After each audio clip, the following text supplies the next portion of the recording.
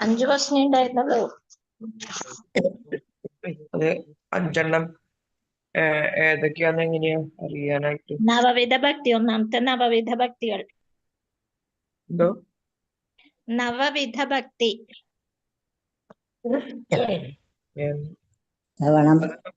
ഇതിലിട്ടിട്ടുണ്ടായിരുന്നോ?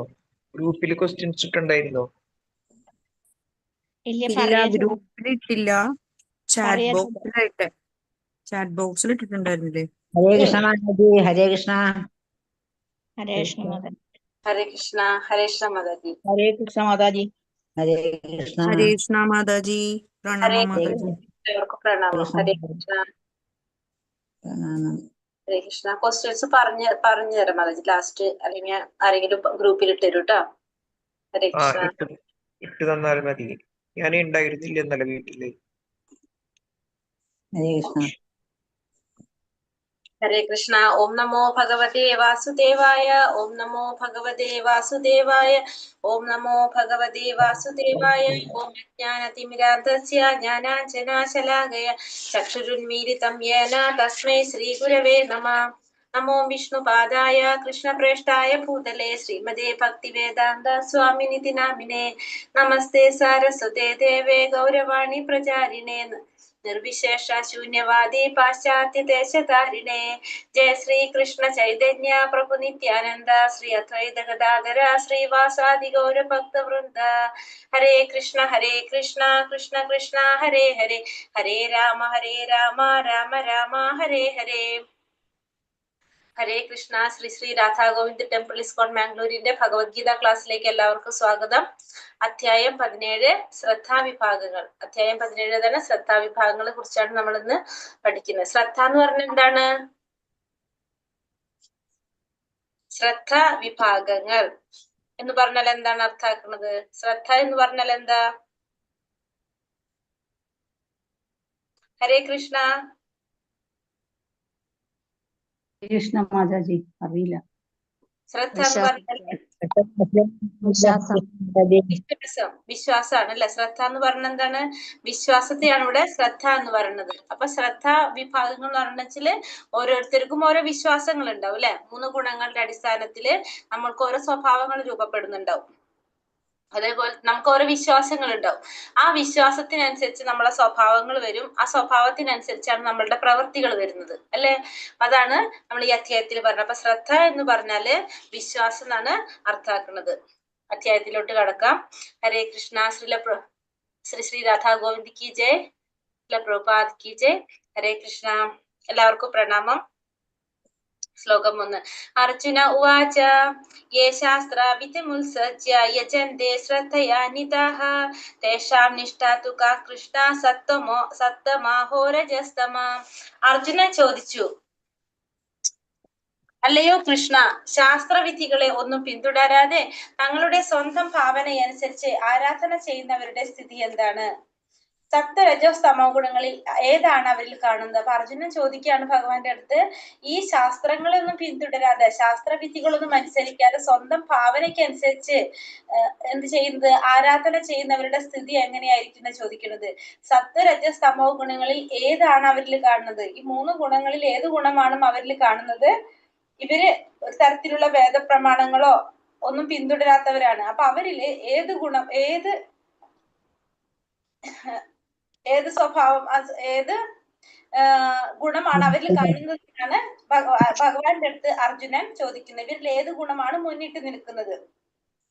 ഇപ്പൊ മനുഷ്യന്മാരെ ഈശ്വരൻ എന്ന് സങ്കല്പിച്ച് ആരാധിക്കുന്നവരൊക്കെ ഉണ്ടാവും. ഇവരില് സത്വഗുണമാണോ രജോ ഗുണമാണോ തമോ ഗുണമാണോ ഏതാണ് മുന്നിട്ട് നിൽക്കുന്നത്? ഇവർക്ക് എങ്ങനെയാണ് ജീവിതത്തില് പരിപൂർണത നേടാൻ കഴിയുന്നത്? ഇതൊക്കെയാണ് ആര് ചോദിക്കുന്നത്? അർജുനൻ ഭഗവാന്റെ അടുത്ത് ചോദിക്കുന്നത്. ഭഗവാൻ എന്താ പറയുന്നത്? ശ്രീ ഭഗവാനുവാച ത്രിവിധാ ഭവതി ശ്രദ്ധ ദേഹിനാം സ്വഭാവജ സാത്വികി രാജസി ചൈവ താമസി ചേതി താം ശൃണു. ശ്രീ ഭഗവാൻ പറഞ്ഞു, ശരീരസ്ഥനായ ജീവാത്മാവിന്റെ പൂർവാർജിത പ്രകൃതി ഗുണങ്ങൾക്കനുസരിച്ച് അതിന്റെ വിശ്വാസം സാത്വികമോ രാജസികമോ താമസികമോ ആയിത്തീരുന്നു. ഇതിനെ പറ്റി പറയാം, കേൾക്കൂ. അപ്പൊ എന്താണ്? ശരീരസ്ഥനായ ജീവാത്മാവിന്റെ പൂർവ്വ ആർജിത പ്രകൃതി ഗുണങ്ങൾക്കനുസരിച്ച്. എന്താ അങ്ങനെ പറയാൻ കാരണം? പൂർവ്വ ആർജിത പ്രകൃതി ഗുണങ്ങൾ എന്ന് പറഞ്ഞത് നമ്മള് പൂർവ്വജന്മത്തിൽ ചെയ്ത കർമ്മത്തിനനുസരിച്ചായിരിക്കും അല്ലെ, കഴിഞ്ഞ ജന്മത്തില് കർമ്മങ്ങളുടെ അനുസരിച്ചായിരിക്കും നമുക്ക് ഈ ജന്മത്തിൽ എന്ത് കിട്ടുന്നത്, നമ്മളുടെ സ്വഭാവം വരും. അതായത് നമ്മൾ അതിനനുസരിച്ചുള്ള ഗുണത്തിലായിരിക്കും നമ്മൾ വരുന്നത്. അതിനനുസരിച്ച് നമ്മളുടെ സ്വഭാവം സാത്വികമോ രാജസികമോ താമസികമോ ആയിട്ട് മാറുമെന്നാണ് ഇവിടെ ആര് പറയുന്നത്? ഭഗവാൻ പറയുന്നത്. നോക്കാം. മാതാജി ഏത് ദശകാന്നൊന്ന് പറയൂ, ഞാൻ ഇപ്പം കേറിയതേ ഉള്ളു. മാതാജി ഏത് ദശകാന്ന് പറയൂ മാതാജി. മൂന്നാമത്തെ ശ്ലോകം, മൂന്നാമത്തെ ശ്ലോകം. സർവസ്യ ശ്രദ്ധാ ഭവതി ഭാരത ശ്രദ്ധാമയോയം പുരുഷോ യോ യശ്രദ്ധാ സ ഏവ സ. വ്യത്യസ്തമായ പ്രകൃതി ഗുണങ്ങളിൽ സ്ഥിതി ചെയ്യുന്നതിനനുസരിച്ച് അല്ലയോ ഭാരത ശ്രേഷ്ഠ, ഓരോ വ്യക്തിയും ഓരോ തരത്തിലുള്ള സ്വവിശ്വാസത്തെ വളർത്തിയെടുക്കുന്നു.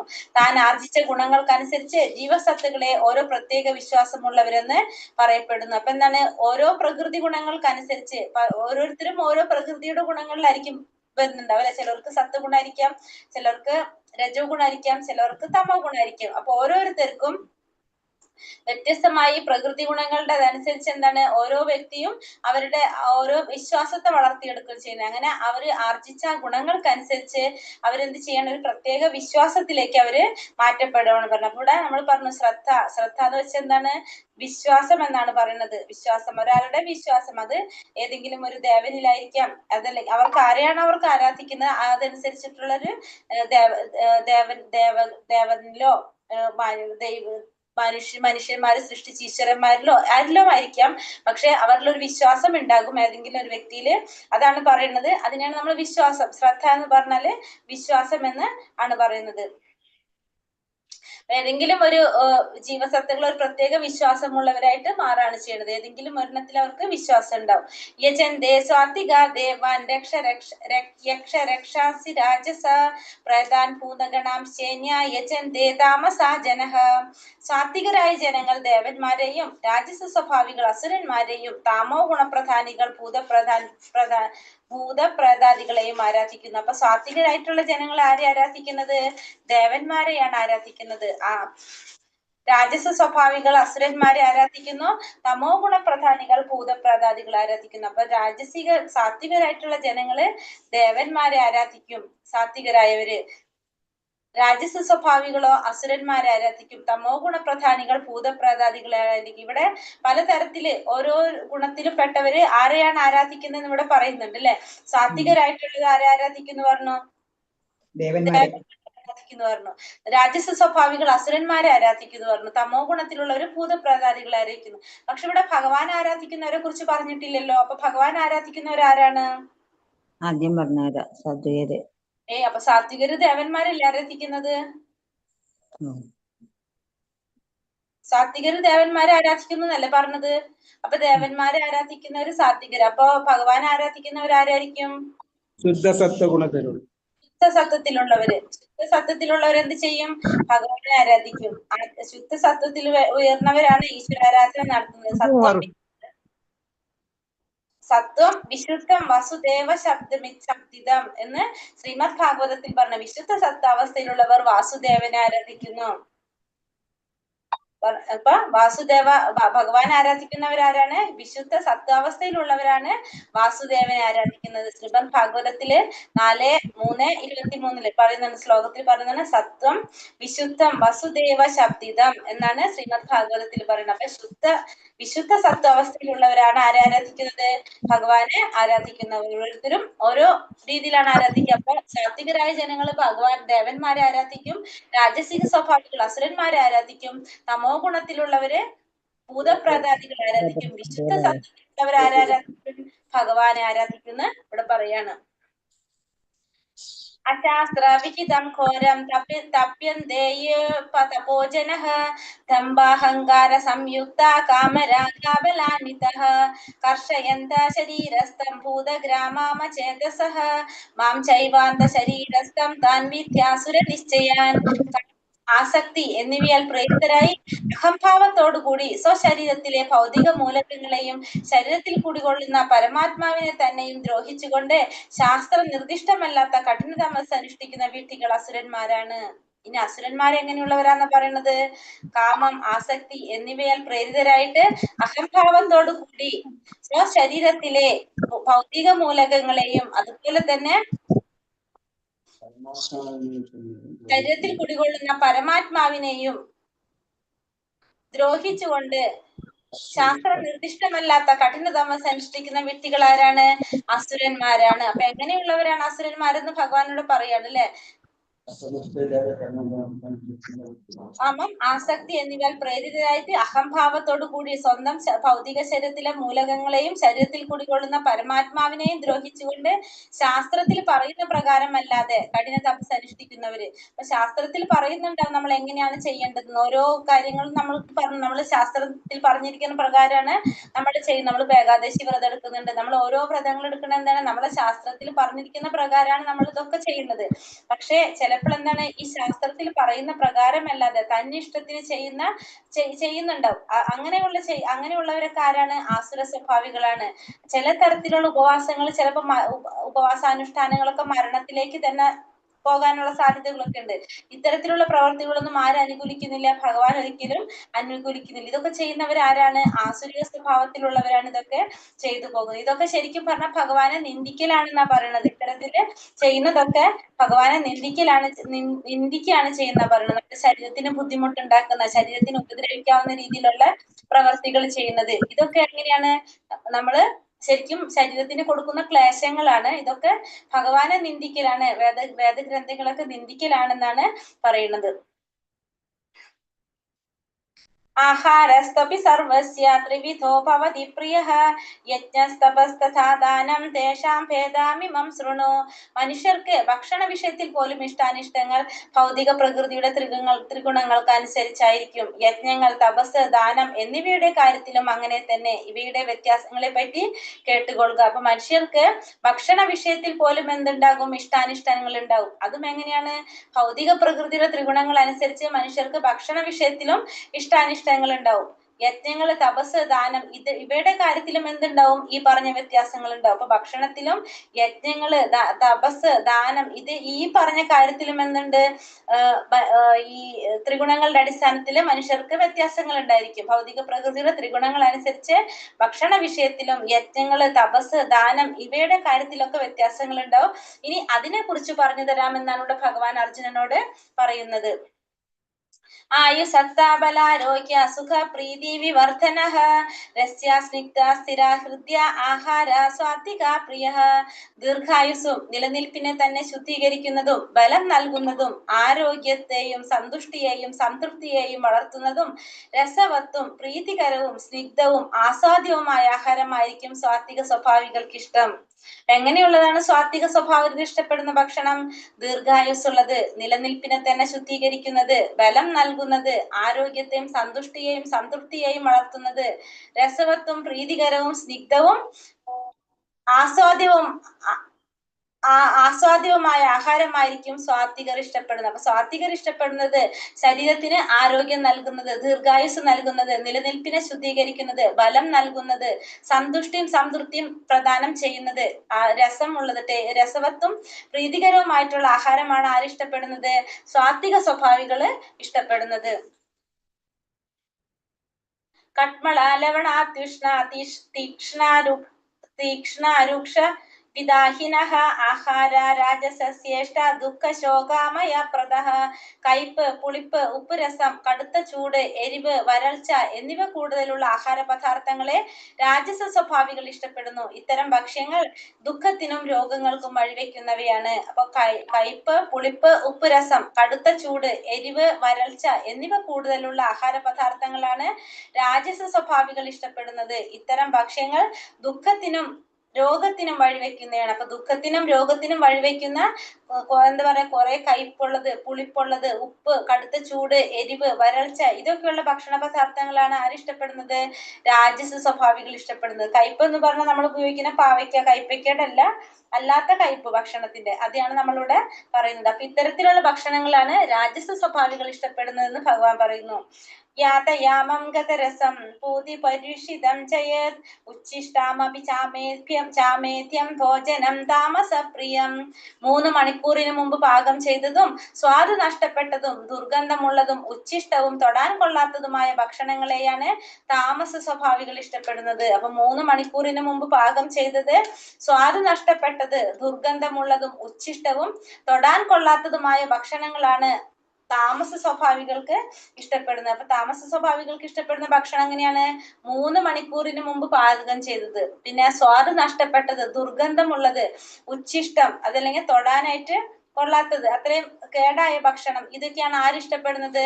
താമസ സ്വഭാവികൾ ഇഷ്ടപ്പെടുന്നത്. അതായത് പഴകിയ ഭക്ഷണങ്ങൾ, കുറെ കേടായ പോലത്തെ ഭക്ഷണങ്ങള്, ഇതൊക്കെയാണ് ആരിഷ്ടപ്പെടുന്നത്? താമസ സ്വഭാവികള് ഇഷ്ടപ്പെടുന്നത്. ദുർഗന്ധം വന്നിട്ടുള്ള ഭക്ഷണങ്ങൾ, ഇതൊക്കെ താമസ സ്വഭാവികൾ ഇഷ്ടപ്പെടുന്നു എന്നാ പറയുന്നത്. അഫലാം കാംക്ഷിഭിർ യജ്ഞോ വിധിദിഷ്ടോയ ഇച്ഛതേ യഷ്ടവ്യമേവേതി മന സമാധായ സാത്വിക. യജ്ഞങ്ങളിൽ വെച്ച്, ഇപ്പൊ ഭക്ഷണത്തിനെ കുറിച്ച് പറഞ്ഞു അല്ലെ, ഇനി യജ്ഞങ്ങളിൽ വെച്ച് പറയാണ്. യജ്ഞങ്ങളിൽ വെച്ച് ഫലോദ്ദേശമില്ലാതെയും സശ്രദ്ധമായും വേദവിധി പ്രകാരം കർത്തവ്യബോധത്തോടെ അനുഷ്ഠിക്കുന്ന യജ്ഞം സാത്വികമാണ്. അപ്പൊ യജ്ഞങ്ങളിൽ വെച്ച് എങ്ങനെയാണ്? ഫലോദ്ദേശമില്ലാതെ സശ്രദ്ധം വേദവിധി പ്രകാരം കർത്തവ്യബോധത്തോടെ അനുഷ്ഠിക്കുന്ന യജ്ഞം എന്താണ്? സാത്വികമായിട്ടുള്ള യജ്ഞങ്ങള്. അപ്പൊ ഫലം ഉദ്ദേശമില്ലാതെ സശ്രദ്ധമായിക്കൊണ്ട് വേദവിധി പ്രകാരം കർത്തവ്യബോധത്തോടെ അനുഷ്ഠിക്കുന്ന യജ്ഞമാണ് സാത്വികമായിട്ടുള്ള യജ്ഞം എന്ന് പറയുന്നത്. അപ്പൊ സാത്വിക യജ്ഞം എന്ന് പറയുന്നത് ഫല ഉദ്ദേശമില്ലാതെ സശ്രദ്ധമായിക്കൊണ്ട് വേദവിധി പ്രകാരം കർത്തവ്യബോധത്തോടെ അനുഷ്ഠിക്കുന്ന യജ്ഞം സാത്വികമായിട്ടുള്ള യജ്ഞം എന്ന് പറയുന്നത്. അപ്പൊ ഏതെങ്കിലും ഒരു ഉദ്ദേശം മുൻനിർത്തിക്കൊണ്ടാണ് യജ്ഞം നടത്തുന്നതെങ്കിൽ അതെന്താണ്? അത് സാത്വികമായിട്ടുള്ള യജ്ഞമല്ല. പക്ഷെ ഫലങ്ങൾ ആഗ്രഹിക്കാതെ, ഫലം ഉദ്ദേശിക്കാതെ സശ്രദ്ധയോടുകൂടി വേദവിധി പ്രകാരം കർത്തവ്യമാണ്, ഞാനത് ചെയ്യേണ്ടതാണെന്ന് ചിന്തിച്ചുകൊണ്ട് ചെയ്യുന്ന യജ്ഞം ഏതാണ്? സാത്വികമായിട്ടുള്ള യജ്ഞമാണ്. അപി സന്ധായ തൂ ഫലം ദമ്പാർത്ഥമപി ചൈവയത് ഇച്ഛതേ ഭരതശ്രേഷ്ഠ തം യജ്ഞം വിധി രാജസം.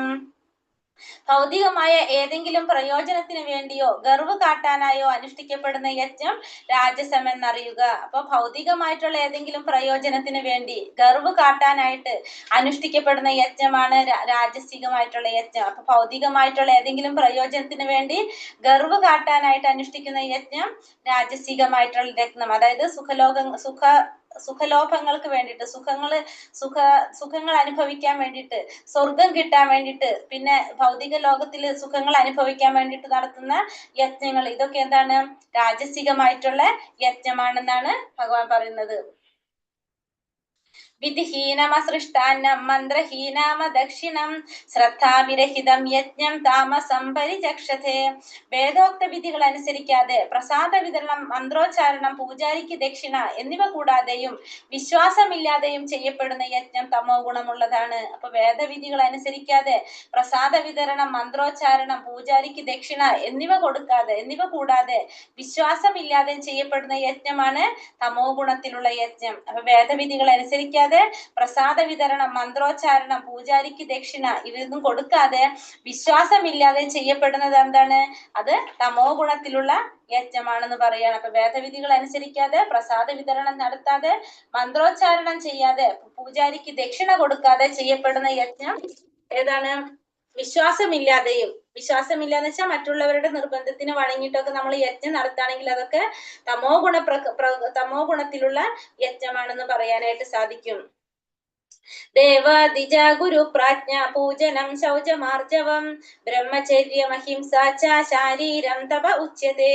പരമപുരുഷൻ, ബ്രാഹ്മണൻ, ആധ്യാത്മിക ആചാര്യൻ, മാതാപിതാക്കൾ തുടങ്ങിയ ഉന്നതർ എന്നിവരെ ആരാധിക്കൽ, ദേഹശുദ്ധി, ലാളിത്യം, ബ്രഹ്മചര്യം, അഹിംസ എന്നിവയെ ശാരീരികമായ തപസ് എന്ന് പറയുന്നു. അപ്പൊ പരമപുരുഷൻ, ബ്രാഹ്മണൻ, ആധ്യാത്മിക ആചാര്യൻ, മാതാപിതാക്കൾ തുടങ്ങിയ ഉന്നതർ എന്നിവരെ ആരാധിക്കൽ, ദേഹശുദ്ധി, ലാളിത്യം, ബ്രഹ്മചര്യം, അഹിംസ എന്നിവയെ ശാരീരികമായ തപസ് എന്ന് പറയുന്നു. അപ്പൊ ശാരീരികമായ തപസ് എന്ന് പറഞ്ഞാൽ എന്താണ്? ബ്രഹ്മചര്യം, എന്താ പറയാ, അഹിംസ എന്നിവ, ലാളിത്യം, ദേഹശുദ്ധി, മാത്രല്ല പരമപുരുഷൻ, ബ്രാഹ്മണൻ, ആധ്യാത്മിക ആചാര്യൻ, മാതാപിതാക്കൾ തുടങ്ങിയ ഉന്നതമായിട്ടുള്ള വ്യക്തികളെ ആരാധിക്കുക. ദേഹശുദ്ധി, ലാളിത്യം, ബ്രഹ്മചര്യം, അഹിംസ ഇതൊക്കെ ഉണ്ടെങ്കിൽ ഇതിനൊക്കെ എന്ത് പറയാം? നമുക്ക് ശാരീരികമായിട്ടുള്ള തപസ് എന്ന് പറയാനായിട്ട് സാധിക്കും. ഈശ്വരനെയും മറ്റു ദേവന്മാരെയും എല്ലാവരും എന്താണ്, വിശിഷ്ട ബ്രാഹ്മണന്റെയും ആധ്യാത്മിക ഗുരുവിനൊക്കെ, മാതാപിതാക്കളെയൊക്കെ എല്ലാവരെയും ആദരിക്കുക. ഇതൊക്കെ എന്തിൽ വരുന്നതാണ്? ശാരീരികമായിട്ടുള്ള തപസ്സില് വരുന്നതാണ്. അനുദ്വേഗകരം വാക്യം സത്യം പ്രിയഹിതം ചയത് സ്വാധയോഭ്യാസനം ചൈവ വാഗ്മയം തപ ഉച്യത്തെ. സത്യവും പ്രയോജനകരവും കേൾക്കുന്നവർക്ക് ഉദ്യോഗമുണ്ടാക്കാത്തതും ഹിതകരവുമായ സംഭാഷണവും പതിവായുള്ള വേദമന്ത്രോച്ചാരണവുമാണ് വാഗ്മയ തപസ്. ഈ വാഗ്മയ തപസ് എന്ന് പറഞ്ഞാൽ എന്താണ്? സത്യമായിരിക്കണം, പ്രയോജനകരമായിരിക്കണം, കേൾക്കുന്നവർക്ക് ഉദ്യോഗം ഉണ്ടാക്കാത്തതായിരിക്കണം, ഹിതകരവും സംഭാഷണവും പതിവായുള്ള വേദമന്ത്രോച്ചാരണവുമാണ് വാഗ്മയ തപസ്. രണ്ടാമത്തത് വാഗ്മയ തപസ് എന്ന് പറഞ്ഞാൽ മറ്റുള്ളവർക്ക് കേൾക്കുമ്പോൾ അത് അവർക്ക് പ്രയോജനകരമായിരിക്കണം, കേൾക്കുന്നവർക്ക് ഉദ്യോഗം ഉണ്ടാക്കുന്നതാവരുത്, സത്യം പറയണം, ഹിതകരമായിട്ടുള്ള സംഭാഷണമായിരിക്കണം. ഇതൊക്കെ എന്താണ്? വാഗ്മയ തപസ്സില് ഉൾപ്പെടുന്നതാണ്. അപ്പൊ ഇതിനൊക്കെ നമുക്ക് എന്ത് പറയാം? വാഗ്മയ തപസ് എന്ന് പറയാനായിട്ട് സാധിക്കും. അപ്പൊ നമ്മൾ ചർച്ചകൾ നടത്തുമ്പോൾ അത് എന്തിരിക്കണം? അത് ശ്രവണം സുഖകരമായിരിക്കണം, അതുകൊണ്ട് എന്തെങ്കിലും ഗുണമുണ്ടായിരിക്കണം, മനുഷ്യവർഗത്തിന് അല്ലെങ്കിൽ കേൾക്കുന്നവർക്ക് ഉന്നതിക്ക് സഹായിക്കുന്നതായിരിക്കണം. അങ്ങനെയുള്ളതാണ് എന്ത് പറയുന്നത്? വാഗ്മയ തപസ് എന്ന് പറയുന്നത്. മനഃപ്രസാദ സൗമ്യത്യം മൗനം ആത്മാവിനിഗ്രഹ ഭാവ സംശുദ്ധിരിത്യേത തപോപാന സമുച്യത്തെ. സംതൃപ്തി, സൗമ്യത, മൗനം, ആത്മസംയമനം, സ്വഭാവശുദ്ധി എന്നിവ മാനസികമായ തപസ്സിൽ ഉൾപ്പെടുന്നു. അപ്പൊ സംതൃപ്തി, സൗമ്യത, മൗനം, ആത്മസംയമനം, സ്വഭാവശുദ്ധി ഇതേതാണ്? മാനസികമായ തപസ്സിൽ ഉൾപ്പെടുന്നതാണ്. അപ്പൊ സംതൃപ്തി, സൗമ്യത, മൗനം, ആത്മസംയമനം, സ്വഭാവശുദ്ധി ഇതൊക്കെയാണ് മാനസികമായ തപസ്സിൽ ഉൾപ്പെടുന്നത്. മാനസിക തപസ് എന്ന് വെച്ചിട്ടുണ്ടെങ്കിൽ അന്യർക്ക് നന്മ ചെയ്യുന്നതിനെ പറ്റി എപ്പോഴും ചിന്തിച്ചുകൊണ്ടിരിക്കും. അങ്ങനെ അതിനു വേണ്ടിയിട്ട് മനസ്സിനെ പ്രേരിപ്പിച്ചുകൊണ്ടിരിക്കും. കൃഷ്ണാപുരത്തിൽ നിന്ന് വ്യതിചലിക്കുന്നില്ല. മാത്രമല്ല എപ്പോഴും സ്വന്തം ആഗ്രഹങ്ങൾക്ക് പകരം എന്തിനാണ് പ്രധാനം കൊടുക്കുന്നത്? മറ്റുള്ള കാര്യങ്ങൾക്ക്, ഇന്ദ്രിയ സുഖങ്ങൾ, സ്വന്തം ഇന്ദ്രിയങ്ങളെ സന്തോഷിപ്പിക്കാതെ ഭഗവാന്റെ പ്രവർത്തികൾ ചെയ്യാനായിട്ട്, ഭഗവാന് വേണ്ടിയിട്ട് കാര്യങ്ങൾ ചെയ്യാനായിട്ടാണ് എന്ത് ചെയ്യുന്നത്? കൂടുതലും പ്രാധാന്യം കൊടുത്തുകൊണ്ടിരിക്കുന്നത്. മറ്റുള്ളവരുടെ നന്മയ്ക്ക് വേണ്ടി പ്രവർത്തിച്ചു കൊണ്ടിരിക്കുന്നു. ഇതൊക്കെയാണ് എന്ത് പറയുന്നത്? നമ്മള് മാനസികമായിട്ടുള്ള തപസ്സില് പറയുന്നത്. ശ്രദ്ധയാ പരയാ തപ്തം തപസ്തത്വിധം നരൈഹി അഫലാകാംക്ഷിഭിർയുക്തൈ സാത്വികം പരിചക്ഷത്തെ. ഈ 3 വിധം തപസ്സും ആധ്യാത്മിക വിശ്വാസത്തോടെയും ഭൗതിക നേട്ടങ്ങളെ ആഗ്രഹിക്കാതെയും പരമപുരുഷന് വേണ്ടി മാത്രം അനുഷ്ഠിച്ചു പോന്നാൽ സ്വാത്വികം എന്ന് പറയാം. അപ്പൊ ഈ 3 തരത്തിലുള്ള തപസ് എങ്ങനെ ചെയ്യണം? ആധ്യാത്മിക വിശ്വാസത്തോടെ, ഭൗതിക നേട്ടങ്ങൾ ആഗ്രഹിക്കാതെ പരമപുരുഷന് വേണ്ടി മാത്രം അനുഷ്ഠിച്ചു പോന്നു കഴിഞ്ഞാൽ അതിന് നമുക്ക് സാത്വികം എന്ന് പറയാനായിട്ട് സാധിക്കും. ഇത്തരത്തിലുള്ള തപസ്സുകള് ആധ്യാത്മിക വിശ്വാസത്തോടെ, ഭൗതിക നേട്ടങ്ങൾ ആഗ്രഹിക്കാതെ പരമപുരുഷന് വേണ്ടി മാത്രമാണ് അത് ചെയ്യുന്നതെങ്കിൽ അതിനെ നമുക്ക് സ്വാത്വികമായിട്ടുള്ള തപസ് എന്ന് പറയാനായിട്ട് സാധിക്കും. സത്കാരമാന പൂജാർത്ഥം തപോദംഭേന ചൈവയത് ക്രിയതേ തദിഹ പ്രോക്തം രാജസം ചലമധ്രുവം. ബഹുമതിയും ആരാധനയും നേടാനോ അഹങ്കാരം കൊണ്ടോ ചെയ്യപ്പെടുന്ന തപസ് രാജസമാണ്, ക്ഷണികവും അനിശ്ചിതവുമാണത്. അപ്പൊ ബഹുമതിയും ആരാധനയും നേടാൻ വേണ്ടിയിട്ട് അല്ലെങ്കിൽ അഹങ്കാരം കൊണ്ട് ചെയ്യപ്പെടുന്ന തപസ് ഏതാണ്?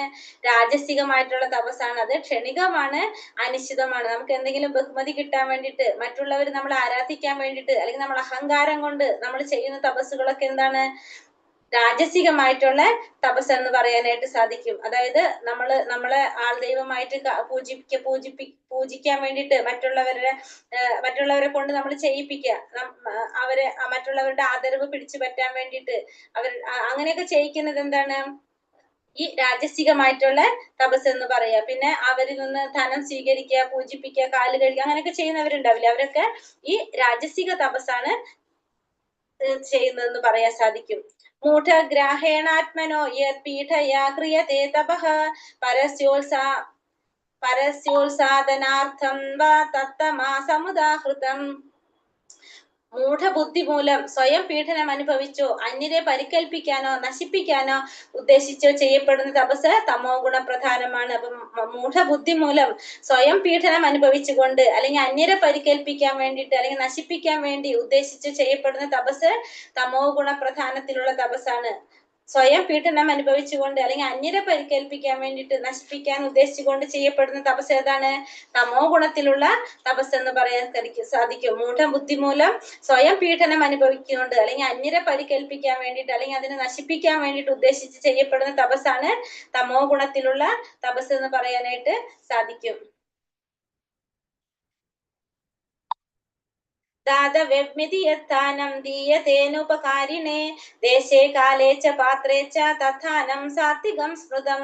കർത്തവ്യം എന്ന ബോധത്തോടെയും പ്രതിഫലേച്ച കൂടാതെയും ഉചിതമായ സ്ഥലത്ത് വെച്ച് വേണ്ടുന്ന കാലത്ത് അർഹിക്കുന്ന വ്യക്തിക്ക് ചെയ്യപ്പെടുന്ന ദാനം സാത്വികമാണ്. അപ്പൊ കർത്തവ്യം എന്ന ബോധത്തോടെ പ്രതിഫലേച്ച കൂടാതെ പ്രതിഫലം ആഗ്രഹിക്കാതെ ഉചിതമായ സ്ഥലത്ത് വെച്ച് വേണ്ടുന്ന കാലത്ത് അർഹിക്കുന്ന വ്യക്തിക്ക് ചെയ്യപ്പെടുന്ന ദാനം എന്താണ്? സാത്വികമായിട്ടുള്ള ദാനമാണ്. വിവേകപൂർവം അല്ലാതെ നമ്മൾ എന്ത് ചെയ്യാൻ പാടില്ല? ഇപ്പോ ദാനം കൊടുക്കാനായിട്ട് പാടുള്ളതല്ല. അപ്പൊ പുണ്യസ്ഥലങ്ങളിൽ വെച്ച് സൂര്യഗ്രഹണ മുഹൂർത്തങ്ങളില് മാസാന്ത്യത്തില് ഒരു വിശിഷ്ട ബ്രാഹ്മണന്റെ അല്ലെങ്കിൽ വൈഷ്ണവനൊക്കെ ദാനം കൊടുക്കാം. പിന്നെ ക്ഷേത്രങ്ങളിൽ വെച്ച് ദാനം കൊടുക്കാം. ഇതൊക്കെ ഏറ്റവും നല്ല ദാനങ്ങളാണ്. പക്ഷെ എന്ത് ചെയ്യാൻ പാടില്ല? ദാനം ചെയ്യുമ്പോൾ അതിൽ നിന്ന് പ്രതിഫലം ആഗ്രഹിക്കാനായിട്ട് പാടില്ല, പ്രതീക്ഷിക്കാൻ പാടില്ല. പിന്നെ പാവങ്ങൾക്ക് അനുകമ്പ കൊണ്ട് ചെയ്യുന്ന ദാനം ഉചിതമാണ്. പക്ഷെ എന്താണ്, അത് അർഹതയില്ലാത്തവർക്കാണ് അത് കൊടുക്കുന്നതെങ്കിൽ അത് ആത്മീയ പുരോഗതിക്ക് സഹായകമാവില്ല എന്ന് പറഞ്ഞു. അപ്പൊ അങ്ങനെയുള്ള ദാനങ്ങൾ നമ്മൾ ഒഴിവാക്കാനായിട്ട് ശ്രമിക്കേണ്ടതാണ്. യത്തു പ്രത്യുപകാരാർത്ഥം ഫലമുദ്ദിശ്യ വാ പുനഃ ദീയതേ ച പരിക്ലിഷ്ടം തഥാനം രാജസംസ്മൃതം. ഏതെങ്കിലും ഫലം ഉദ്ദേശിച്ചുകൊണ്ടോ പ്രത്യുപകാരം പ്രതീക്ഷിച്ചോ പൂർണ്ണ സമ്മതമില്ലാതെയോ നൽകപ്പെടുന്ന ദാനം രാജസമാണ്. എന്തെങ്കിലും ഫലം ആഗ്രഹിച്ചുകൊണ്ട് പ്രത്യുപകാരം പ്രതീക്ഷിച്ചുകൊണ്ട് പൂർണ്ണ സമ്മതമില്ലാതെ നൽകപ്പെടുന്ന ദാനം എന്താണ്? രാജസികമായിട്ടുള്ളതാണ്. അതായത് മനസ്സോടെ ചെയ്യുക. അതായത് മറ്റുള്ളവർ നിർബന്ധിക്കുമ്പോ അതല്ലെങ്കിൽ ആരെങ്കിലും പറയുന്നതനുസരിച്ച് മനസ്സോടെ നമ്മൾ ആ ദാനം കൊടുക്കുന്നതെങ്കിൽ അല്ലെങ്കിൽ എന്തെങ്കിലും ഫലം ആഗ്രഹിച്ചുകൊണ്ടാണ് ചെയ്യുന്നതെങ്കിൽ അവരിൽ നിന്ന് പ്രത്യുപകാരം പ്രതീക്ഷിച്ചുകൊണ്ടാണ് ചെയ്യുന്നതെങ്കിൽ അത് രാജസികമായിട്ടുള്ള ദാനമാണെന്ന് പറയാം നമുക്ക്.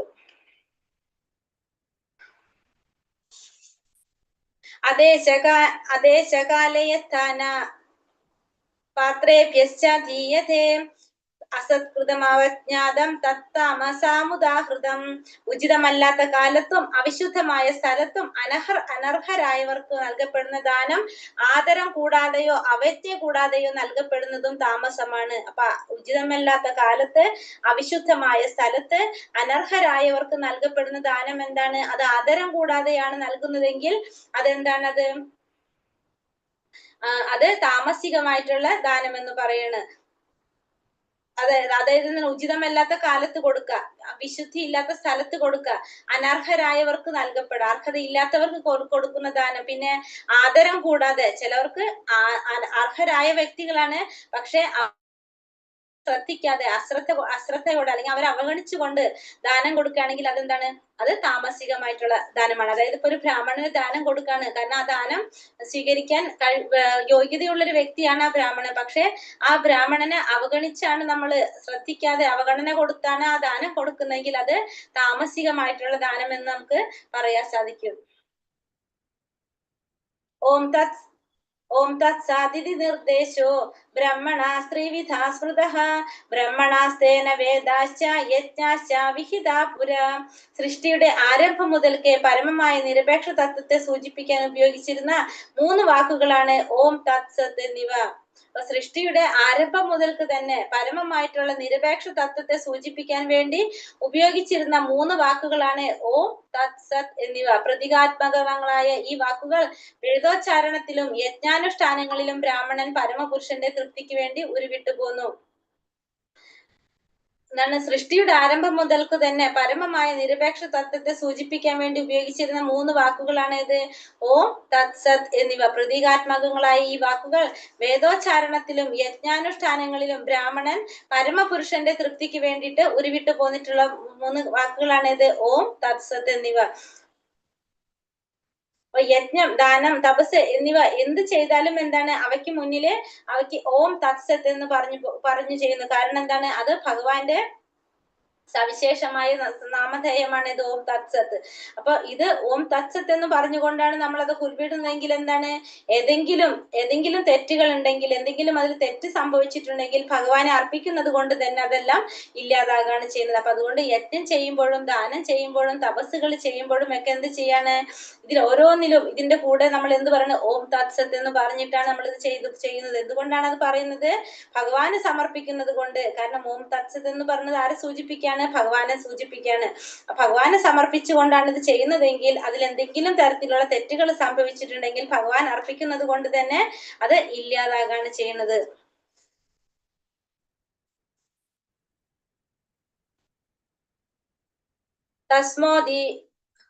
തസ്മാദോമിത്യുദാഹൃത്യ യജ്ഞദാനാതപാക്രിയഃ പ്രവർത്തന്തെ വിധാനോക്ത സതതം ബ്രഹ്മവാദിനാം. അതുകൊണ്ട് വൈദിക നിയന്ത്രണം അനുസരിച്ച് യജ്ഞദാന തപസ്സുകൾ അനുഷ്ഠിക്കുന്ന അതീന്ദ്രിയവാദികൾ പരമപുരുഷനെ പ്രാപിക്കുന്നതിനായി എപ്പോഴും ഓം എന്ന വാക്കോട് കൂടിയാണ് എല്ലാം ആരംഭിക്കുന്നത്. അതുകൊണ്ട് തന്നെ വൈദിക നിയന്ത്രണം അനുസരിച്ച് എന്താണ്, യജ്ഞദാന തപസ്സുകൾ അനുഷ്ഠിക്കുന്ന അതീന്ദ്രിയവാദികൾ എന്ത് ചെയ്യാണ്, പരമപുരുഷനെ പ്രാപിക്കുന്നതിനായിട്ട് എപ്പോഴും ഓം എന്ന വാക്കോട് കൂടിയാണ് എല്ലാം ആരംഭിക്കുന്നത്. അപ്പൊ എല്ലാതും ആരംഭിക്കുന്നത് എങ്ങനെയാണ്, ഓം എന്ന വാക്കോട് കൂടി എല്ലാം ആരംഭിക്കുകയാണ് ചെയ്യുന്നത്. വൈദിക നിയന്ത്രണം അനുസരിച്ച് യജ്ഞദാന തപസ്സുകൾ അനുഷ്ഠിക്കുന്ന അതീന്ദ്രിയവാദികൾ ഭഗവാനെ പ്രാപിക്കുന്നതിന് വേണ്ടിയിട്ട് എപ്പോഴും എന്ത് ചെയ്യാണ്, ഓം എന്ന വാക്കോട് കൂടി എല്ലാം ഉപയോഗിക്കുന്നു. ഓം എന്ന് ചേർക്കുമ്പോൾ, ഓം എന്ന് പറഞ്ഞത് എന്താണ്, ഭഗവാനെ സൂചിപ്പിക്കുന്നതാണ്. ഓം എന്ന് പറഞ്ഞാൽ ഭഗവാന്റെ നാമത്തിന് തുല്യമാണ്. അതുകൊണ്ട് തന്നെ എല്ലാത്തിന്റെ കൂടെ എന്ത് ചെയ്യാണ്, ഓം എന്ന വാക്കോട് കൂടിയാണ് എല്ലാം ആരംഭിക്കുന്നത്. തദിത്യാനപി സന്ധായ ഫലം യജ്ഞാതപാക്രിയഃ ദാനക്രിയാശ്ച വിവിധ ക്രിയന്തെ മോക്ഷകാംക്ഷിഭി. ഫലോ ഉദ്ദേശം കൂടാതെ തത്ത് എന്ന് ഉച്ചരിച്ചുകൊണ്ട് വേണം ഒരാൾ പലതരത്തിലുള്ള യജ്ഞങ്ങളും ദാനവും തപസ്സും ഒക്കെ ചെയ്യേണ്ടത്. ഭൗതിക ബന്ധങ്ങളിൽ നിന്നുള്ള മുക്തിയാണ് അങ്ങനെയുള്ള അതീന്ദ്രിയ പ്രവർത്തനങ്ങളുടെ ഉദ്ദേശം. അപ്പൊ ഫലം ആഗ്രഹിക്കാതെ തത്ത് എന്ന് ഉച്ചരിച്ചുകൊണ്ട് വേണം എല്ലാവരും എന്ത് ചെയ്യാനായിട്ട്, പലതരത്തിലുള്ള യജ്ഞങ്ങളും ദാനങ്ങളും തപസ്സും ഒക്കെ ചെയ്യാനായിട്ട് എന്ത് ചെയ്യണം, എല്ലാവരും തത് എന്ന വാക്കുകൊണ്ട് ഉച്ചരിച്ചുകൊണ്ട് വേണം എല്ലാ തരത്തിലുള്ള യജ്ഞങ്ങളും തപസ്സും ദാനങ്ങളും ഒക്കെ ചെയ്യാൻ വേണ്ടിയിട്ട്. ഭൗതിക ബന്ധങ്ങളിൽ നിന്നുള്ള മുക്തിയാണ് അങ്ങനെയുള്ള അതീന്ദ്രിയ പ്രവർത്തനങ്ങളുടെ ഉദ്ദേശം. അപ്പൊ ഭൗതിക ബന്ധങ്ങളിൽ നിന്നുള്ള മുക്തിയാണ് ഇത്തരത്തിലുള്ള എല്ലാ അതീന്ദ്രിയ പ്രവർത്തനങ്ങളുടെ ഉദ്ദേശം. എന്താണ്, ഈ ഭൗതിക ബന്ധങ്ങളിൽ നിന്നുള്ള മുക്തി. ഇതെല്ലാം ചെയ്യുന്നത് എന്തിനു വേണ്ടിയിട്ടാണ്, ഈ ഭൗതിക ബന്ധങ്ങളിൽ നിന്ന് മുക്തി കിട്ടാൻ വേണ്ടിയിട്ടാണ് ഏതൊക്കെ ചെയ്യുന്നത്, ഈ യജ്ഞങ്ങൾ ചെയ്യണതും തപസ് ചെയ്യണതും ദാനങ്ങൾ കൊടുക്കുന്നതൊക്കെ എന്താണ്, ഈ ഭൗതിക ബന്ധങ്ങളിൽ നിന്ന് മുക്തി നേടാൻ വേണ്ടിയാണ്. ഈ അതീന്ദ്രിയമായിട്ടുള്ള എല്ലാ പ്രവർത്തനങ്ങളുടെയും ഉദ്ദേശം പറയുന്നത് ആത്മീയമായിട്ട് നമുക്ക് ഉന്നതി കിട്ടാൻ വേണ്ടിയിട്ടായിരിക്കാം നമ്മൾ ഭഗവാന്റെ ധാമത്തിലേക്ക്, സ്വധാമമായിട്ടുള്ള ഭഗവത് ധാമത്തിലേക്ക് തിരിച്ചെത്തുക എന്നുള്ളതാണ് നമ്മുടെ ഇത്തരത്തിലുള്ള എല്ലാ പ്രവർത്തികളുടെയും ആത്യന്തികമായിട്ടുള്ള ലക്ഷ്യം. സദ്ഭാവേ സാധുഭാവേ ച സദിത്യേതത് പ്രയുജ്യത്തെ പ്രശസ്തേ കർമ്മണി തഥാ സച്ഛബ്ദ വാർത്തയുജ്യത്തെ യജ്ഞേ തപസ്സി ദാനേ ച സ്ഥിതി തത് സദിതി ചോച്യത്തെ കർമ്മചൈവ തദർത്ഥീയം സദിത്യോ വാഭിധീയതേ. നിരപേക്ഷ തത്വമാണ് ഭക്തിപൂർവം ചെയ്യപ്പെടുന്ന യജ്ഞത്തിന്റെ ലക്ഷ്യം. സത് എന്ന വാക്ക് അതിനെ സൂചിപ്പിക്കുന്നു. ആ വിധത്തിലുള്ള യജ്ഞം അനുഷ്ഠിക്കുന്നവനെയും സത് എന്ന് പറയണം. കുന്തിപുത്ര, നിരപേക്ഷ സ്വഭാവം അനുസരിച്ചുള്ള മറ്റു പ്രവൃത്തികളെ പോലെ യജ്ഞദാന തപകർമ്മങ്ങൾ ഭഗവത് പ്രസാദത്തിന് വേണ്ടി ചെയ്യപ്പെടുന്നവയാണല്ലോ. അപ്പൊ നിരപേക്ഷ തത്വമാണ് ഭക്തിപൂർവം ചെയ്യപ്പെടുന്ന യജ്ഞത്തിന്റെ ലക്ഷ്യം. അപ്പൊ യജ്ഞത്തിന്റെ ലക്ഷ്യം എന്താണ്, നിരപേക്ഷ തത്വം. ഭഗവാൻ തന്നെയാണ് നമുക്ക് പരമ പുരുഷനായിട്ടുള്ള ഭഗവാൻ തന്നെയാണ് നമ്മൾ എന്തിന്റെ ലക്ഷ്യം, ഈ യജ്ഞങ്ങൾ ചെയ്യുന്നതിന്റെ ഒക്കെ, ഭക്തിപൂർവം ചെയ്യുന്ന യജ്ഞത്തിന്റെ ഒക്കെ ലക്ഷ്യം ഭഗവാൻ തന്നെയാണ്. സത് എന്ന വാക്ക് അതിനെ സൂചിപ്പിക്കുന്നതാണ്. സത് എന്ന് പറഞ്ഞാൽ അത് പരമപുരുഷനെ തന്നെയാണ് സൂചിപ്പിക്കുന്നത്. സത്ത് എന്ന് പറഞ്ഞാൽ ആരാണ്? പരമപുരുഷൻ. പരമപുരുഷനെയാണ് സൂചിപ്പിക്കുന്നത്. ഈ വിധത്തിലുള്ള യജ്ഞം അനുഷ്ഠിക്കുന്നവനെയും എന്ത് പറയാം? സത്ത് എന്ന് പറയാൻ സാധിക്കും. കുന്തിപുത്ര, നിരപേക്ഷ സ്വഭാവം അനുസരിച്ചുള്ള മറ്റു പ്രവർത്തികളെ പോലെ യജ്ഞദാന തപകർമ്മങ്ങൾ ഭഗവത് പ്രസാദത്തിന് വേണ്ടി ചെയ്യുകയാണ്. അപ്പൊ നിരപേക്ഷ സ്വഭാവം അനുസരിച്ചുള്ള മറ്റു പ്രവർത്തികളെ പോലെ തന്നെ യജ്ഞവും ദാനവും തപസ്സൊക്കെ എന്തിനു വേണ്ടിയാ ചെയ്യുന്നത്?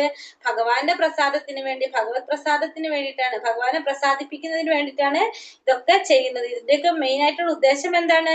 ഭഗവാനെ പ്രസാദിപ്പിക്കുക. അതായത് എന്ത് ചെയ്യാ? നമുക്ക് പരമാത്മാവിൽ അഭയം പ്രാപിക്കാൻ സാധിക്കുക, ഭഗവാന്റെ ധാമമായിട്ടുള്ള സ്വധാമമായിട്ടുള്ള ഭഗവത് ധാമത്തിലേക്ക് തിരിച്ചു പോകാൻ സാധിക്കുക എന്നതാണ് ഇതിന്റെയൊക്കെ പരമമായിട്ടുള്ള ലക്ഷ്യം. അശ്രദ്ധയാ ഹുതം ദത്തം തപസ്തപ്തം കൃതം ചയത് അസദിത്യുച്യതേ ത്വാർത്ഥ തത്പ്രേത്യനോയിക. പരമപുരുഷനിൽ പൂർണ്ണ വിശ്വാസം കൂടാതെ ചെയ്യപ്പെടുന്ന ദാനവും യജ്ഞവും തപസ്സും അസത്ത് എന്ന് പറയപ്പെടുന്നു. അപ്പൊ ഭഗവാനിൽ വിശ്വാസം കൂടാതെ ചെയ്യപ്പെടുന്ന ദാനമായാലും യജ്ഞമായാലും തപസ്സായാലും അതിനെന്താ പറയണത്? അസത്ത് എന്നാണ് പറയുന്നത്. ക്ഷണികങ്ങളായ അത്തരം കർമ്മങ്ങൾ ഇഹലോകത്തിലും പരലോകത്തിലും നിഷ്പ്രയോജനങ്ങളാണ്. അപ്പൊ ഈ പറഞ്ഞ കർമ്മങ്ങൾ, ക്ഷണികങ്ങളായിട്ടുള്ള ഇത്തരം കർമ്മങ്ങൾ ഇഹലോകത്തിലായാലും പരലോകത്തിലായാലും എന്താണ്? അത് നിഷ്പ്രയോജനങ്ങളാണെന്നാ പറയണത്. അസത്ത് എന്ന് പറയാം. അപ്പൊ പരമപുരുഷനിൽ വിശ്വാസം കൂടാതെ ചെയ്യപ്പെടുന്ന ദാനമായാലും യജ്ഞമായാലും തപസ്സായാലും അതെങ്ങനെ അറിയപ്പെടുന്നത്? അസത്ത് എന്നാണ് അറിയപ്പെടുന്നത്. ക്ഷണികങ്ങളായിട്ടുള്ള ഇത്തരം കർമ്മങ്ങള് ഇഹലോകത്തിലായാലും പരലോകത്തിലായാലും അത് നിഷ്പ്രയോജനങ്ങളാണ്. കൃഷ്ണാവബോധത്തോടെ ഭഗവാനെ വേണ്ടി ചെയ്യുക, കർമ്മങ്ങൾ അനുഷ്ഠിക്കുക, വിശ്വാസത്തോടെ ശരി ഭഗവാന്റെ നിർദ്ദേശത്തിനനുസരിച്ച് വേദങ്ങളിൽ പറയുന്ന പ്രകാരം ചെയ്യുന്നത് എന്താണ്? അതിനെല്ലാത്തിലും നമുക്ക് എന്ത് സാഫല്യമുണ്ട്? നമ്മുടെ സാഫല്യം വരെയാണ്. നമുക്ക് എവിടേക്ക് പോകാൻ സാധിക്കാണ്? ഭഗവത് ധാമത്തിലേക്ക്, പരമപദം പ്രാപിക്കാനായിട്ട് സാധിക്കാണ്. അല്ലാതെ നമ്മൾ ഏത് കർമ്മവും വിശ്വാസമില്ലാതെ ശരിയായ നിർദ്ദേശമില്ലാതെ ചെയ്യുകയാണെങ്കിൽ എന്താണ്? അതിനൊന്നും നമുക്ക് സാഫല്യം കിട്ടുന്നില്ല. മാത്രമല്ല നമ്മൾ എന്ത് ചെയ്യണം? ഭഗവാനിൽ വിശ്വസിക്കണം, വൈദിക ഗ്രന്ഥങ്ങളിൽ വിശ്വസിക്കണം, ഭഗവാൻ അറിയാ. ഈ ഗ്രന്ഥങ്ങളിൽ പറഞ്ഞിരിക്കുന്നത് മുഴുവൻ എന്താണ്? ഭഗവാനെ കുറിച്ചാണ് പറഞ്ഞിരിക്കുന്നത്. അപ്പൊ ഭഗവാനെ കുറിച്ച് അറിയാം, അതിനൊരു എന്താ പറയാ, ഭഗവാന്റെ പ്രതിനിധിയായിട്ടുള്ള ഒരു ആചാര്യനെ സ്വീകരിക്കുക. ആ ആചാര്യനിലൂടെ നമുക്ക് എന്ത് ചെയ്യാൻ സാധിക്കും? കൃഷ്ണാവബോധത്തിലുള്ള വഴിയിലൂടെ പോകാൻ സാധിക്കും. അതായത് ഭഗവാന്റെ പരമപദം പ്രാപിക്കാനായിട്ട് സാധിക്കും, ഭഗവാന്റെ ധാമത്തിലേക്ക് തിരിച്ചു പോകാനായിട്ട് സാധിക്കും. അപ്പൊ അതിനായിട്ട് നമുക്ക് എന്താ വേണ്ടത്? ആദ്യം നമുക്കൊരു ആചാര്യനെ സ്വീകരിക്കണം, ആ ആചാര്യനെ കണ്ടെത്തി ആചാര്യരുടെ പരിശീലനം നേടാൻ ശ്രമിക്കണം. അങ്ങനെ നമുക്ക് എന്ത് ചെയ്യാം? ഭഗവാനിൽ വിശ്വാസം ഉറപ്പിക്കാൻ സാധിക്കും. അങ്ങനെ ഭഗവാനിൽ വിശ്വാസം എന്ന് ഉറപ്പിച്ചു കഴിഞ്ഞാൽ സ്വാഭാവികമായിട്ട് നമ്മൾ എന്ത് ചെയ്യും? കൃഷ്ണാവബോധത്തിന് വേണ്ടിയിട്ട് പ്രവർത്തിക്കാൻ തുടങ്ങും. അങ്ങനെ ചെയ്തില്ലെങ്കിൽ നമ്മൾ ചെയ്യുന്ന കർമ്മങ്ങള് ഇഹലോകത്തിലായാലും പരലോകത്തിലായാലും എന്താണ്? അതൊക്കെ നിഷ്പ്രയോജനങ്ങളാണെന്ന് പറഞ്ഞു. അതുകൊണ്ടൊന്നും യാതൊരു പ്രയോജനം ഉണ്ടാവില്ല. അല്ലാതെ നമ്മൾ ചെയ്യുന്ന ഓരോ പ്രവൃത്തിയും ക്ഷണികങ്ങളാണ്. അതുകൊണ്ടൊന്നും യാതൊരു ഗുണം ഉണ്ടാവുമ്പോൾ അത് ഈ ലോകത്തിൽ ഉണ്ടാവില്ല, പരലോകത്തിലായാലും നമുക്കൊരു ഗുണം ഉണ്ടാവാനായിട്ട് പോണില്ല എന്നുള്ളതാണ് ഈ ശ്രദ്ധാവിഭാഗങ്ങൾ. ചെറിയൊരു അധ്യായമാണ്, വളരെ എളുപ്പത്തിൽ മനസ്സിലാകുന്ന ഒരു അധ്യായമാണ്. ഹരേ കൃഷ്ണ ഹരേ കൃഷ്ണ കൃഷ്ണ കൃഷ്ണ ഹരേ രാമ ഹരേ രാമ രാമ രാമ ഹരേ ഹരേ. വഞ്ചാകൽപതരൂപേശ്ച കൃപാ സിന്ധോഭ്യൈവ ച പതിതാനാം പാവനേഭ്യോ വൈഷ്ണവേഭ്യോ നമോ നമഃ. അനന്ത കോടി വൈഷ്ണവൃന്ദിക്ക് ജയ്. ശ്രീല പ്രഭുപാദിക്ക് ജയ്. ശ്രീല ഗുരുദേവിക്ക് ജയ്. നിതായ് ഗൗര പ്രമാനത്തെ. ഹരി ഹരി ബോൾ. ഹരേ കൃഷ്ണ. എല്ലാവർക്കും നന്ദി. ഹരേ കൃഷ്ണ. ഈ അധ്യായം നേരത്തെ നിർത്തിയല്ല മാതാജി? ഹരേ കൃഷ്ണ. ഹരേ കൃഷ്ണ മാതാജി, എത്ര പെട്ടെന്ന് നിർത്തിയതാണ്? ക്ലാസ് കഴിഞ്ഞു മാതാജി. അധ്യായം മാത്രമേ ഉള്ളൂ. അതുകൊണ്ടാ മനസ്സിലായി എല്ലാവർക്കും? ഈ അധ്യായം എളുപ്പല്ലത് മാതാജി? എനിക്ക് ഇന്നലത്തെ പരീക്ഷയിൽ 2 മാർക്ക് കിട്ടിയാണ്. എന്റെ പേര് തന്നെ മാറ്റി. പേര് വേറെ ഏതോ ദേവീന്നാ കേൾക്കണേ. അതെ. ഹരേ കൃഷ്ണ.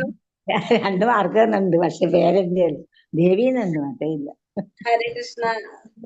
രുക്മിണി ദേവി. ക്വസ്റ്റ്യൻ നോക്കിയിട്ട് സംസാരിക്കും. നോക്കട്ടെ, ഒരു മിനിറ്റ്. ശ്ലോകം 1 ഭഗവാനോട് അർജുനൻ ചോദിക്കുന്ന ചോദ്യം എന്താണ്? എന്തായിരുന്നു ചോദിച്ചത്? എന്താ ചോദിച്ചോട്? സത്വര രജസ്തമോ ഗുണങ്ങളിൽ സ്വന്തം ഭാവന അനുസരിച്ച് ജീവിക്കുന്നവരുടെ അവസ്ഥ എന്താണ്? വിജയൊന്നും ഗണിക്കാതെ വളരെ ശ്രദ്ധയോടുകൂടി ആര് ഭജിക്കുന്നുവോ അവരുടെ സ്ഥിതി ഏത് പ്രകാരമാകുന്നു? സ്വാത്വികമോ? അതായത് ശാസ്ത്രവിധികളൊന്നും അനുസരിക്കാതെ തന്നിഷ്ടപ്രകാരം ഉം. ആരാധന നടത്തുന്നവരുടെ അവസ്ഥ എന്താണെന്നാണ് ചോദിക്കുന്നത്. അവർ ഏത് ഗുണത്തിലാണ് പെടുന്നതെന്നാണ് ഭഗവാനോട് അർജുനൻ ചോദിച്ചത് അല്ലെ? അതെ അതെ. നമുക്ക് മനസ്സിലായത് പറഞ്ഞാൽ മതി, ഇതിലുള്ളത് വായിച്ചു പറയണ്ട, നമുക്ക് എന്താ മനസ്സിലായത് അത് പറഞ്ഞാൽ മതി. അതായത് ശാസ്ത്രവിധികളൊന്നും അനുസരിക്കാതെ തന്നിഷ്ടപ്രകാരം ആരാധന നടത്തുന്നവരുടെ സ്ഥിതി എന്താണ്, അവർ ഈ 3 ഗുണങ്ങളിൽ ഏത് ഗുണത്തിലാണ് അവർ വരുന്നതെന്നാണ് അർജുനൻ ഭഗവാനോട് ചോദിക്കുന്നത് അല്ലെ? അങ്ങനല്ലേ ചോദിച്ചത്? അതെ അതെ അതെ. അതെ. ശ്രദ്ധ എന്ന് വെച്ചാൽ എന്താർത്ഥം? എന്താ? വിശ്വാസം. വിശ്വാസം ശ്രദ്ധ, വിശ്വാസം. വിശ്വാസം.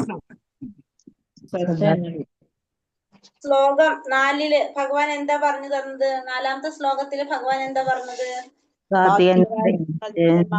ദേവന്മാരെയും രാജസികൾ അസുരന്മാരെയും തമോ ഗുണക്കാർ ഭൂതപ്രേതങ്ങളെയും ആരാധിക്കുന്നു. ആരാധിക്കൂ. അപ്പൊ ദേവന്മാരെ ആരാധിക്കുന്നവര് സാത്വികരാണ്, രാജസൂയന്മാരെ ആരാധിക്കും, തമോഗുണത്തിലുള്ളവര് ഭൂതപ്രകൃതികളായിരിക്കും. വിശുദ്ധ സത്യത്തിലുള്ളവരെ ആരാധിക്കും, ഭഗവാൻ ആരാധിക്കും.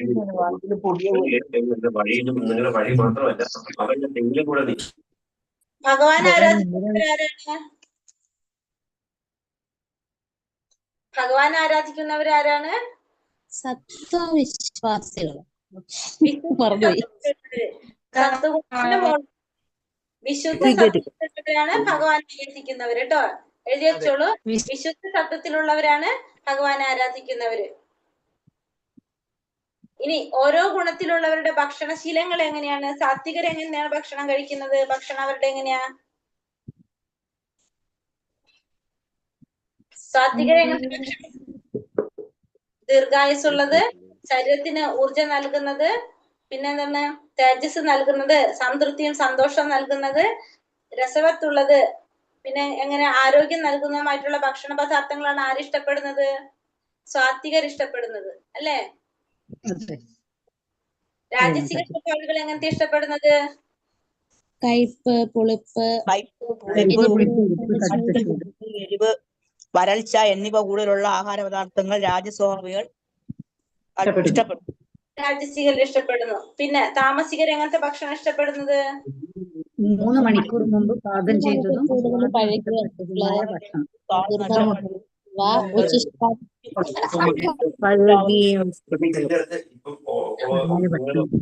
സ്വഭാവത്തിലുള്ളവര് ഇഷ്ടപ്പെടുന്നു പറഞ്ഞു അല്ലെ? താമസികര് 3 മണിക്കൂർ മുന്നേ പാകം ചെയ്തതും പിന്നെ രസമില്ലാത്തത്, അതായത് സ്വാദ് നഷ്ടപ്പെട്ടത്, ദുർഗന്ധമുള്ള ഭക്ഷണങ്ങളാണ് താമസികർ ഇഷ്ടപ്പെടുന്നതെന്ന് പറഞ്ഞു. അപ്പൊ നമ്മളെ വീട്ടിലൊക്കെ 3 മണിക്കൂർ മുന്നേ പാചകം ചെയ്ത് വെക്കാറുണ്ടോ ഭക്ഷണമൊക്കെ? ഇല്ലേ? രാവിലെ ചോറ് വെക്കുമല്ലോ, അതല്ലേ വൈകിട്ട് കഴിക്കുന്നത്. ആ, അപ്പൊ നമ്മളൊക്കെ താമസികരാണോ? നമ്മളൊക്കെ താമസികരാണോ?